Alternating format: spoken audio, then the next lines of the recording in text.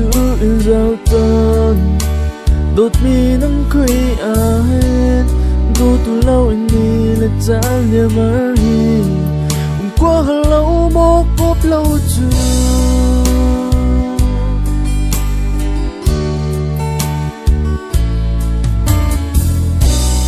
cánh hoa treo tuần đột mi lũng khi từ mơ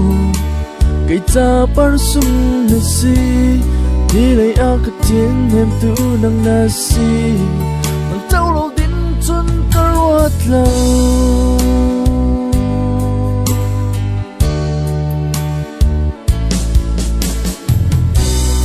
đất tâm mơ mũ lâu tàn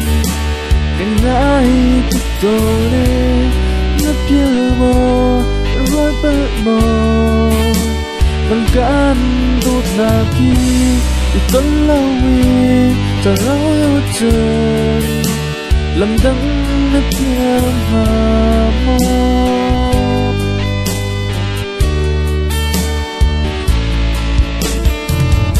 dung ra ta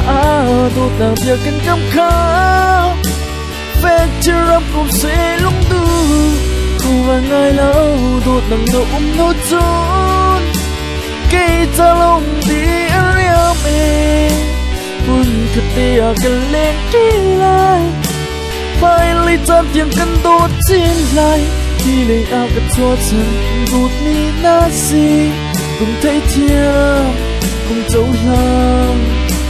cây ta lông vui tơ tuôn xì xuôi lại thì phao ra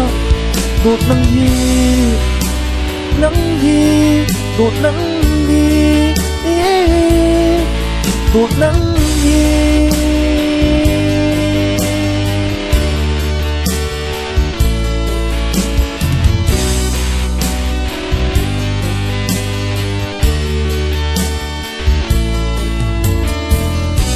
suy mà làm cho tu là tu in giao tan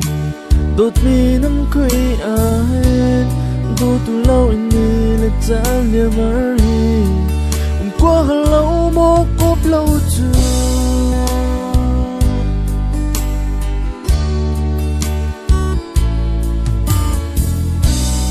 cánh hoa treo tuần đột mi lũng khi từ mơ cây ta par sum na si đi lấy áo cái tiếng em tu nang na si nang trâu lâu đến chân cơ quạt lâu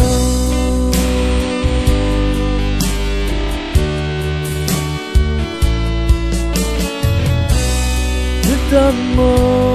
mũ lâu tàn cần ai thức tổ đê bất kiêu mơ đã gói bơ mơ nắng can đốt là khi thì tấn lâu hi ta lâu nốt trơn lần đắng nếp em hà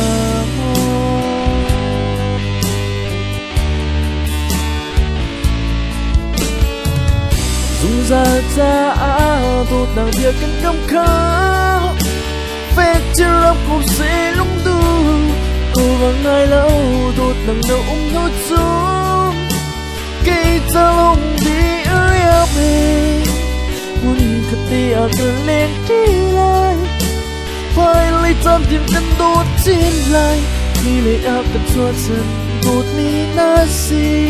không thấy thiêng cùng dấu lăng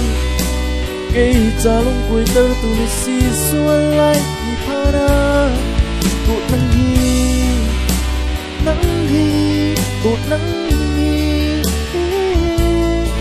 đốt nắng